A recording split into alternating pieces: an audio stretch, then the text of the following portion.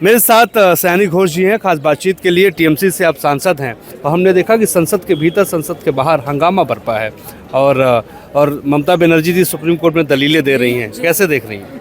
देखिए, आज तो मिसाल कायम कर दी ममता बनर्जी जी ने। कभी बंगाल के लोगों ने नहीं देखा, देश के लोगों ने ये नहीं देखा कि एक सिटिंग चीफ मिनिस्टर वो अपना केस नहीं, उनके ऊपर कोई कार्रवाई हो रही है, वैसा नहीं है। जनहित में लोगों के लिए केस लड़ने वो खुद अपीयर हो गई, अपना खुद का सबमिशन दिया। तो अगर देश के डेमोक्रेसी को बचाना है, अगर जनता के हक को बचाना है, तो ममता बनर्जी जैसा लड़ना है। आज उन्होंने ये प्रमाणित कर दिया। लेकिन 9 तारीख को अब सुनवाई होने वाली है और हम उम्मीद करते हैं कि हमारे पक्ष में होगा, क्योंकि आज दीदी ने जो भी लगातार सबमिशन किए बढ़िया, बहुत शानदार थे एंड ऑनरेबल चीफ जस्टिस। जो दलीलें थी उसको देख के आप क्या कहेंगे? देखिए, चुनाव आयोग तो चुनाव आयोग के हिसाब से काम नहीं करता, वो बीजेपी के हिसाब से काम करता है। और जिस हिसाब से बंगाल में ये लोग नाम काट रहे हैं, लॉजिकल डिस्क्रिपेंसी बोल के, उनका एक ही एजेंडा है कि ममता बनर्जी का वोट काटो। बंगाल के लोग जो डेडिकेटेडली ममता बनर्जी को डेवलपमेंट को देख के वोट देते हैं, उनका वोट काटो, जैसे भी वो काटो, और इलेक्शन से पहले काटो, 2 महीने में काटो। एसआईआर जैसी इतनी वृहद एक प्रक्रिया वो कभी 2-3 महीने में इतने बड़े बंगाल जैसे इतने बड़े स्टेट में नहीं हो सकती।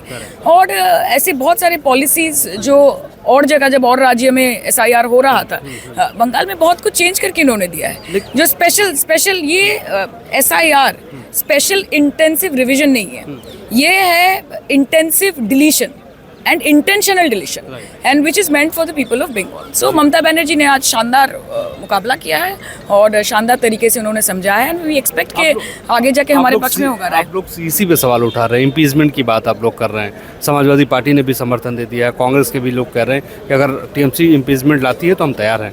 देखिए, अभी देश का एक ऐसा माहौल है कि विपक्ष को एक साथ मिलकर चलना है।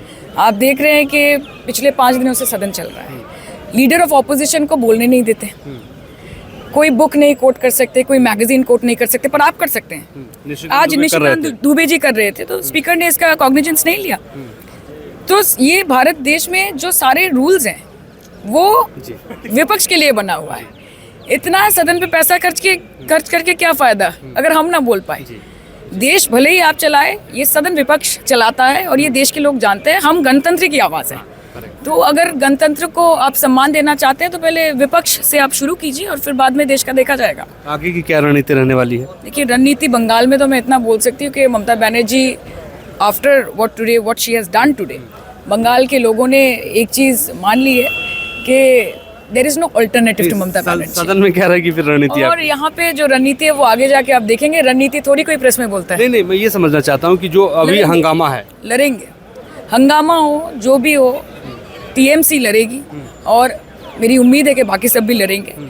और हम एक करारा जवाब देंगे कि जब जब प्रधानमंत्री जी वो डर जाते हैं तब वो सदन छोड़ के भाग जाते हैं। यही मैं कहना चाह रहा था, पूछना चाह रहा था कि आज मोदी जी को बोलना था लेकिन अर्जन हो गया सदन। देखिए, अभी तो विपक्ष सवाल उठा रही है, एक ऐसा वक्त आएगा जब जनता सवाल उठाएगी।